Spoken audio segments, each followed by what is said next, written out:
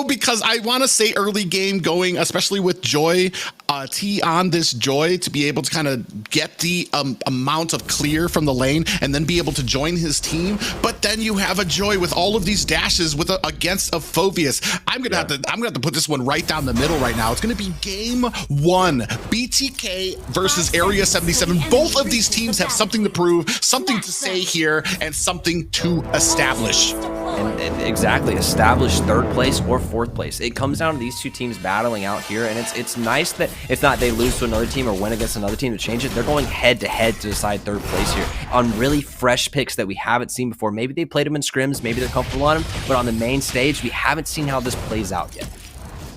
Yeah, it's going to be a very interesting game here. I am so excited because, like you said, fresh picks that we haven't seen before, or at least too often here in North America. MOBAZANE going to go ahead and clear out this minion, and you see the immense amount of damage already being put against joyboj and Yato. Here comes Galscutie putting on some more. Jikundo does land onto MOBAZANE, but more or less to try to clear them out. Who is going to go ahead and get this Lethal Wanderer? It does look like, oh, I don't even know who got that Lethal Wanderer. It does look like MOBAZANE will get a beautiful pop-up there. Pokey in a little bit of trouble. Might not be able to get out of this quickly. Oh, it's beautiful flicker by Yato to go ahead and pick up that kill, but it does look like Yato's going to go ahead and pay for that with his life. joyboj actually in a little bit of trouble. Here come from the top T, coming in, beautiful pop-up onto Galscutie. Is going to use that flicker to get himself back to safety. Already, our opening minute 1-1.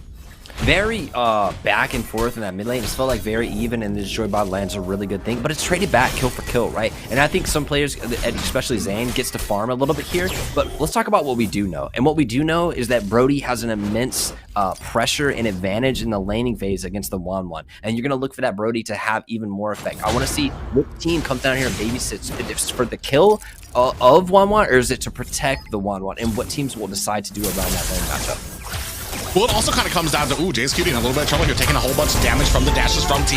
Is going to go ahead and activate that ultimate and does get a clean up there as well. Galscutie going to come up here to try to support this lane so it doesn't have a lot of aggro onto that tower. But this leaves it open. MOBAZANE going to go ahead and clean up a very smooth and easy first turtle for his team. Man, when T is comfortable, I feel like BTK plays different. When T and Yato are having a good game, sometimes it's not joyboj, sometimes it's T and Yato. When they're not having a good game, the rest of BTK seems to suffer, and they play different. But when Yato and T are playing well and they're ahead and they're providing so much pressure, BTK looks different. They look so strong. I do like joyboj coming in there. Ooh, we do have a Wave of the Dragon onto Yato, putting on the damage, but here comes the Tyrant's Revenge, followed by the last Insanity. Pogi able to pick up the kill onto Yato. It is now 2 kills apiece for both of these teams. And fighting there when Zane's on the top of the map, and you know Zane's farming. And Area 77 know that too. And they find a moment where Yato and joyboj just get a little bit too far in the fight, and all of Area 77 comes clumping down, punishing Zane for being such a farm-focused jungler here. The rest of the team has to play that same style too. And right here we see a little bit of difference. A pit, right? Ooh, beautiful pick there onto Yato. I don't think he's going to be able to get out of it. He is not. joyboj coming just a few seconds too late. Great knowledge there. Oh, but as I say that, here comes MOBAZANE with the Falling Star Moon. ISO coming in to provide some type of support. We do have a flicker expended by Galscutie. He's going to be able to pick up both of these. No, he's not. You see those black shoes coming out and just narrowly missing a Tyrant's Revenge from joyboj. Great pickup there as Pogi actually, he's a little dangerous with that damage coming out. T in a little bit of trouble. Trapped here in a bad way on the wrong side of the map. Able to pick up a kill onto Galscutie, and MOBAZANE cleans up the back line as well. It is 4-3 in BTK's favor. We're not done yet, as you can see. ISO doing a great job. Big pop-up landing onto Marcutie. That's going to be a great pickup for BTK. Now 5-3. That started with Zane going 3v1, Esme diving into 3 and getting so much shield that it made the fight impossible. But then, out of nowhere, T appears in the bottom lane at the high ground turret back there, and where he should not be, and Phoveus trying to push the lane has no answer for this pressure this Joy is being able to put on the lane. We're looking at Phoveus to come in the late game, but right now he's been put so far behind, and T's so far ahead. I wonder if this Phoveus will have the same effect as we've seen in other regions, put this far behind now. Well, and that's kind of the problem too, because you put it in the, I thought it was going to go mid lane, which I think would have been a little better for the Phobius. Oh, you see MOBAZANE and joyboj up there doing a great job of zoning out and picking up this turtle. Another smooth pickup for BTK. But you have a Phobius against a Joy where he is not only losing lane, but he is losing it hard. And there is not much you can do, especially because he has yet to be able to join a team fight. And he may be locked in this lane if he can't switch with a marksman and get out of lane or something. He's trying to cut the lane and can't even make it there in time.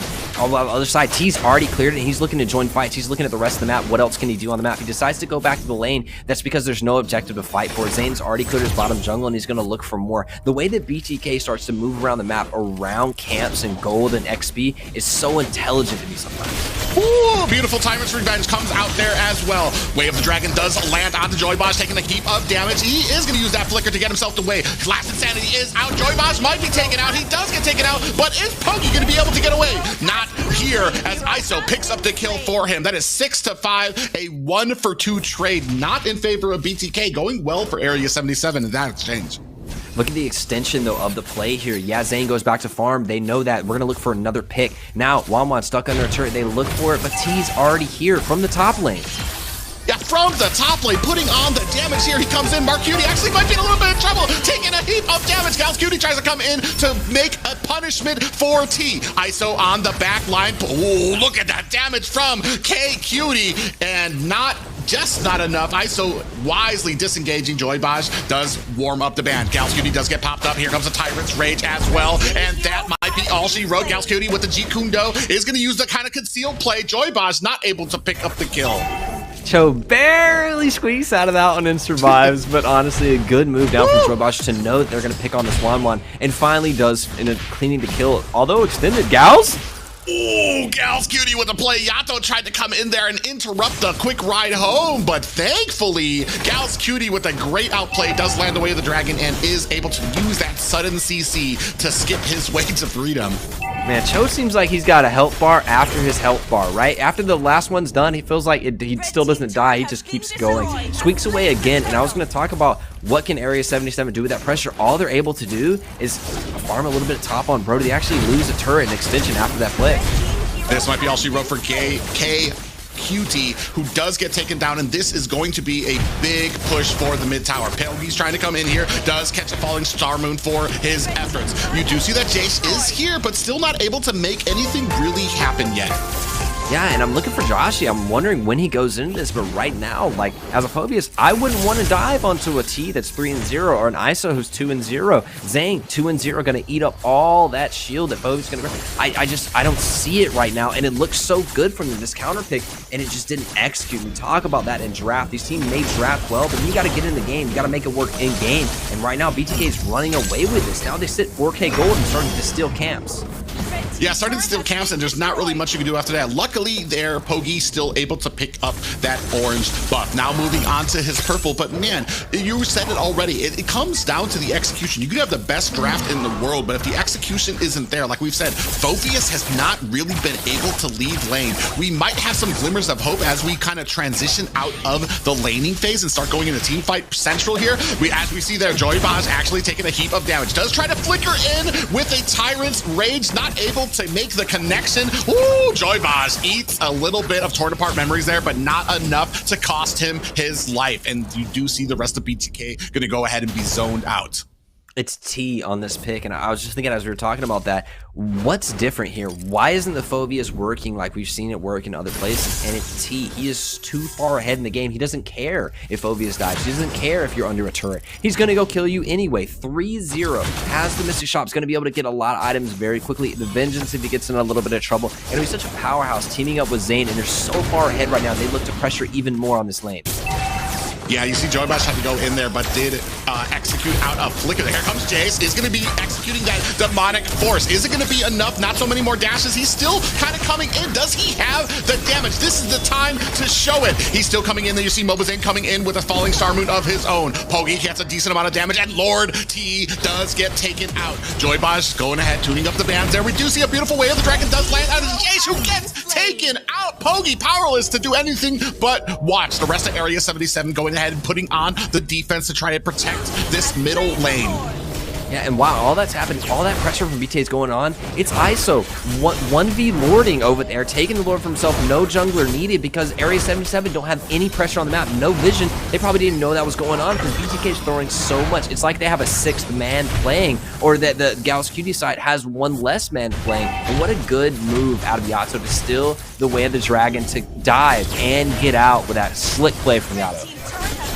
Yeah, right now you are about 6K behind at the 10-minute mark. You see BTK actually being chased down a little bit here. Area 77 senses a little bit of an opening. Gauss Cutie comes in with the way of the dragon, does go ahead and land the kill onto joyboj. Here comes the demonic force, continuing to try to put on the pressure. Down goes Jace Cutie very quickly to the damage from ISO. Pogi on a bad streak here, does activate that immortality. He is not long for this world. Gonna get picked up by MOBAZANE. Now we're gonna go ahead and continue to put the pressure onto this top lane while Lord is crashing down on bottom. I'm not sure if Area 77 have enough to go ahead and put up a full protection. Lord T takes a life, but it's going to cost his own as well. But this is going to go ahead, give BTK an opportunity to pick up this mid tower. We are down to only high ground. Lord crashing down at the bottom. The rest of BTK splitting off in between onto this mid. And are they going to be able to find it? You see MOBAZANE deep into enemy territory. He doesn't care. He is in there on a fed.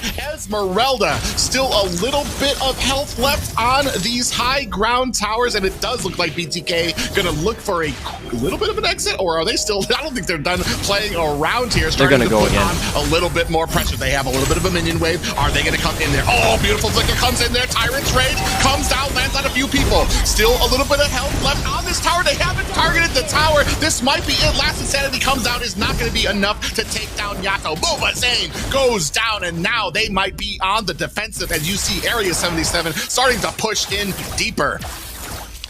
Great punish there from the side of Area 77 to punish the over-aggression. All of BTK troll dives the mid lane inhibitor turret right there, and they do not get the turret, and they get punished for it. 3 deaths for 1. And honestly, Joshi 1 in 5, it's okay if he dies because he wasn't adding much to the team fight anyway. We'll trade that all day for 3 kills. This gives Area 77 a minute to clear out their lanes, push it out. They've only lost 1 of the high ground turrets, so they only have 1 lane of Supermenders walking into them. They can still work with this. Yes, it is a gold lead, but 4K at 12 minutes is not an insurmountable gold lead. They're not 12K, they're not 1K a minute. Area 77 can still do this with 1 good play.